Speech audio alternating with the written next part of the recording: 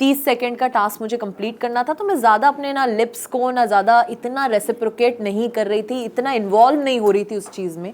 वो कुछ ज़्यादा पर्सनल ले गए इस चीज़ को कि वो ओवर ही घुसने लग गए, ओवर ही पैशनेटली किस करने लग गए, और मैंने उतना रिएक्शन बैक उन्हें दिया नहीं उस चीज़ में। So ma'am, first of all आप बिग बॉस से बाहर आ चुके हैं, कहते हैं ना कि कुछ तो वजह रही होगी, यूं ही कोई बेवफा नहीं हो जी। क्या वजह रही होगी फिर बाहर आने की?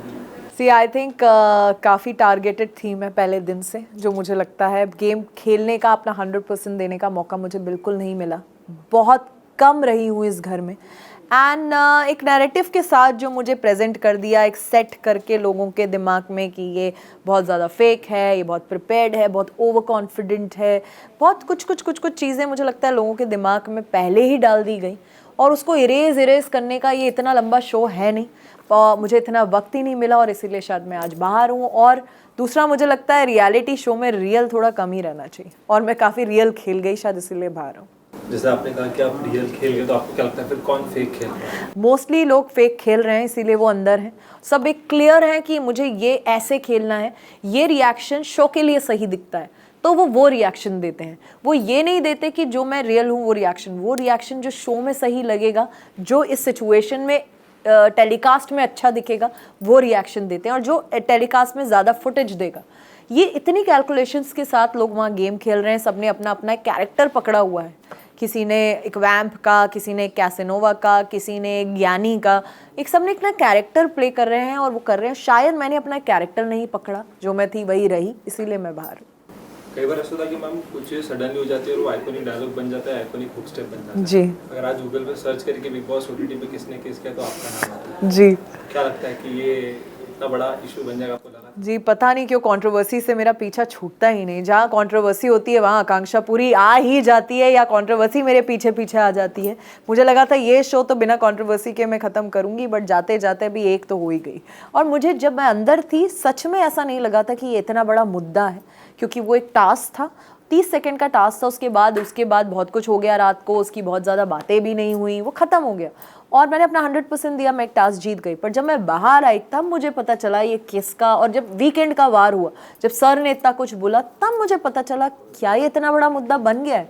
मैंने भी उसे एज एन आर्टिस्ट लिया, परफॉर्म किया, एज अ टास्क लिया, टास्क जीता अपनी टीम के लिए। मैं उसको उतना ही लेके चल रही थी, उसमें मैं बहुत पर्सनली नहीं इन्वॉल्व हो गई, बट वो इतना बड़ा मुद्दा बन जाएगा ये मुझे भी नहीं पता था। जो वीकेंड के वार पे मुझे पता चला, बाहर आई तब पता चला कि इतना कुछ उस पे ट्रेंड हो रहा है। बट ये भी मुझे पता चला वो हाईएस्ट टीआरपी मिली है उस एपिसोड को, तो I don't know what to say about that.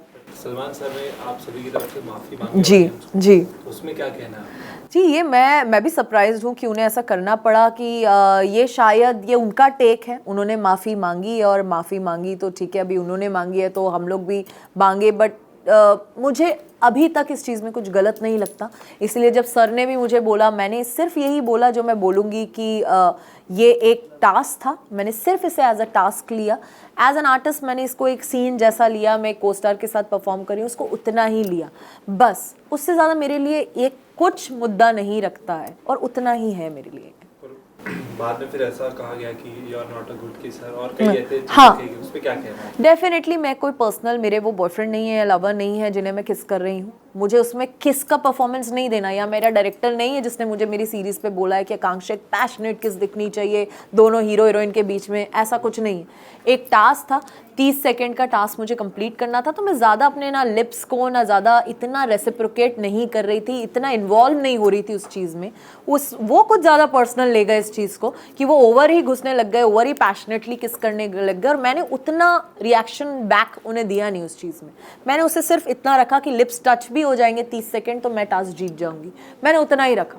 उसकी वजह से उनको लगा अरे यार तुमने तो प्रॉपर्ली किस किया ही नहीं, you are a bad kisser. तो आप मेरे घर पे आके थोड़ा ना मुझे मिल रहे हैं कि मैं आपको प्रॉपर्ली किस करूँ। हम एक टास्क में टास्क जीत रहे हैं, उतना ही मैंने किया, और इसलिए मैं टास्क जीती। जी डेफिनेटली, क्योंकि वो बार बार मुझे देखते थे कि तुम बैक एंड पे क्यों रहती हो, थोड़ा सा कट जाती हो, थोड़ा सा 100% नहीं दे रही हो, अपना खुल के नहीं आ रही हो।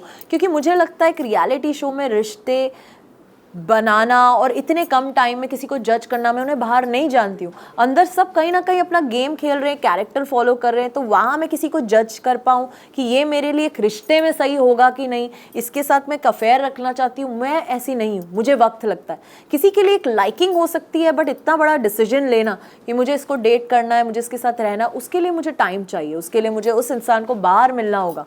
क्योंकि अभी आप सिर्फ एक घर के अंदर है, बाहर जब मैं काम पे जाती हूँ आप कैसे होते हो, आप काम पे जाते हो कैसे होते हो, एक नॉर्मल लाइफ के रूटीन में आप कैसे हो, इसको देखने के लिए मुझे आपको बाहर मिलना होगा इस गेम शो से हट के। वहाँ एक घर में कोई काम नहीं है, 12 लोग हो, वहाँ पे ऐसा होना बहुत नॉर्मल बात है।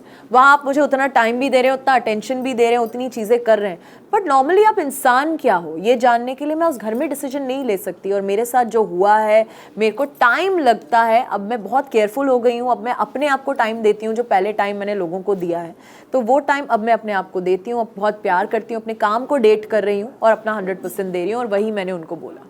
क्या लगता है मैम कौन होगा विनर इस बार? जी बहुत अच्छा गेम खेल रहे हैं पूजा मैम और अभिषेक, और मुझे लगता है बहुत ही मास्टरमाइंड के साथ अभिषेक खेल रहे हैं, और पूजा मैम तो सबको पता ही है जैसे खेल रही हैं, वो बहुत शार्प हैं, बहुत स्ट्रॉन्ग हैं, और ये दो मेरे टॉप 2 डेफिनेटली हैं, और मुझे लगता है अभिषेक को ये गेम जीतना चाहिए।